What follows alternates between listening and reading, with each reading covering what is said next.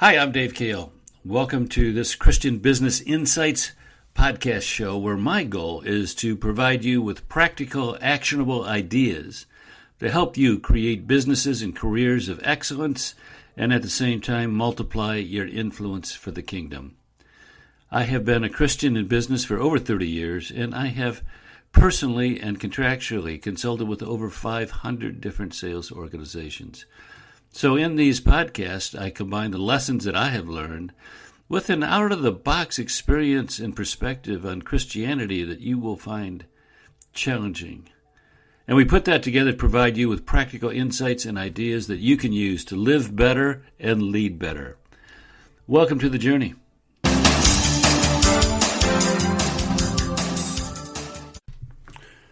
Hi, this is Dave. I want to talk about two small things that you can do to practice your faith in the marketplace. You know, for many Christian professionals and business people, the prospect of practicing our faith in the marketplace at times just seems overwhelming. It's easy to remain paralyzed in the face of so many things calling for our time and attention. In the face of overwhelming number of choices, most marketplace Christians, I think, default to what's comfortable and what's familiar, and that is to focus on worldly success in business and give up on having an impact for the kingdom.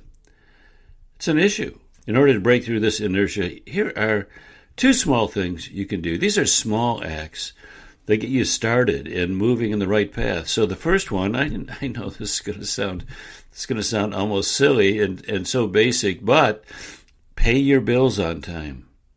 I know. This is such a basic thing that I'm almost embarrassed to bring it up. If you're going to be a good steward of the worldly resources that God has put into your hands, you must start by handling your money and your business's money with discipline and values.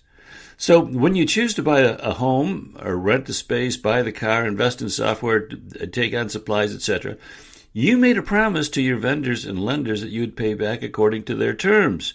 To not do so puts you in the position of a debtor and cedes power and influence to the person or companies to whom you owe the money. It adds one more thing to think about in your list of worries. On the other hand, if you stay current with everyone, it keeps you in good standing with your vendors, marks you as reliable and responsible, and may, in the long run, open up additional opportunities for you. And all of that is from the worldly perspective. But from the spiritual perspective, it has another layer of meaning. It says to God, through your actions, not your words, through your actions, that you believe His promise to you that He will provide. It launches you into a new stage of your relationship with Him. If you're going from just believing His word to actually acting on it, it's a step up from mumbled prayers at a church meeting to actually stepping out on faith and acting on it. I call it moving from belief to knowledge. You know, you come to rely on Him not just because He told you in His word, but because you have experienced it in your life. You expect to grow closer to Him as a result. You move from believing Him to knowing that He'll come through. You know, I've been in practice for over 3 decades. And I've weathered 2 significant business reversals and at least 3 serious economic disruptions in the country. And all of that, honestly, I don't think I have ever not paid a bill on time. Now, that's a testimony to God's provision. Now, if you're struggling with cash flow, then you decide to trust God to provide and make a commitment to stick to the promises you made. Ask Him for a date on which you begin to pay every bill on time and trust Him to help you get there. Money and your attitude towards it and practices with it is often the bridge between the world's economic system and God's economy. It is how the world measures and rewards worldly success. On the spiritual side, it's a useful tool to grow you spiritually and a test to develop your trust in Him.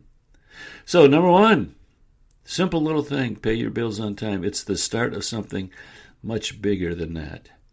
And now here's number 2, simple little thing you can do this week. You ready for it? give more.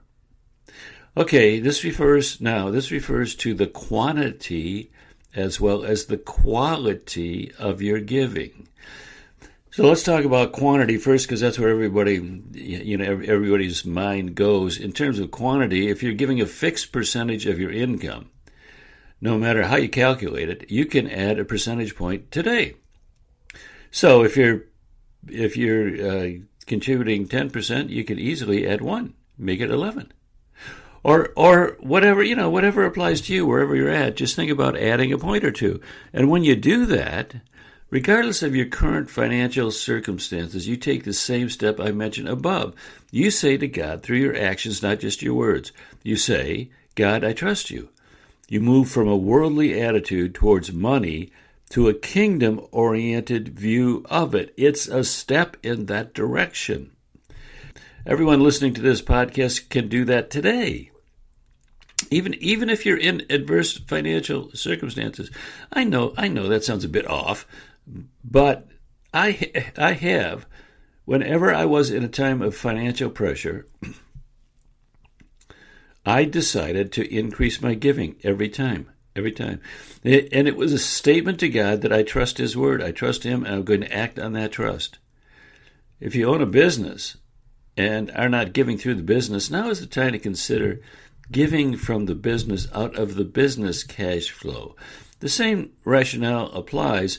It moves you out of the realm of purely worldly values and begins to acknowledge that the business is God's and you are a steward of its assets and resources. By the way, I've got a couple posts and podcasts on this theme. Here's one. I'll put a couple links in the show notes. Because a business is potentially a larger and more significant enterprise than just you personally, it has greater resources in terms of money, people, and influence, and therefore offers the possibility of greater impact. Deciding to give through the business and then acting on that decision is a first step towards a larger role in the kingdom and more influence in the world. See, it's a small step that sets you on the right path. But just as important as the quantity of giving is the quality of your giving. Now, I understand few Christians have thought much about this concept, and it's too bad, because it offers a huge opportunity to impact the world through the kingdom. First, understand that the Bible has no examples of giving to institutions. Every gift in the New Testament was made by an individual to other individuals. That's probably not a message you have ever heard before, but check it out. I mean, check me on that. What would happen if you could strive, understanding that it's not always possible, but what would happen if you could strive to make your gifts directly to individuals in your sphere of influence whose life could be enhanced by a gift of money? What would happen? So, following this idea, here's what my wife and I have done for decades. Instead of writing a check to a church or nonprofit, we set aside, out of each piece of income, a certain amount, and we deposit it into a special checking account, which we call the Give account. So every time I receive some income, we take a percentage of that, put it in the Give account. The rest of it goes into our normal checking account. And I believe there's some very specific biblical teaching on this. 1 Corinthians 16, quote, "Do what I told the Galatian churches to do. On the first day of every week, each one of you should set aside a sum of money in keeping with his income, saving it up, so that when I come, no collections will have to be made." So that's exactly what we do. When we get some income, we take a piece of it and set it aside in the Give account. So it's already given, just hasn't been distributed. So at this point, the money has been given, but it has not been distributed. We then look for people in our world that may need a gift of money. And our deal is both Colleen and I have to agree on the gift, and we seek to be anonymous if we can, giving it in Jesus' name. It's not always possible. A check, for example, has our name on it, but we strive for that. So this makes us, in conjunction with the Spirit guiding us, responsible for the gift and forces us to be more attuned to the needs of people around us. And it fits the model taught in the New Testament. What if you did something similar with your personal funds and began a similar approach with your business giving?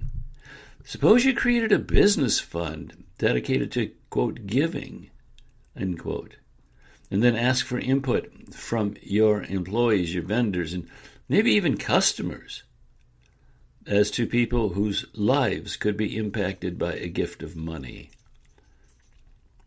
These are just two easy, small things you can do that will eventually have a huge impact on your spiritual journey and nudge you further along the road of living a Christ-centered life in the marketplace.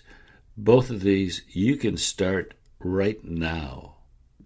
These are not future things. You can start right now. Make a commitment. Start both of these right now, and take a step in that direction.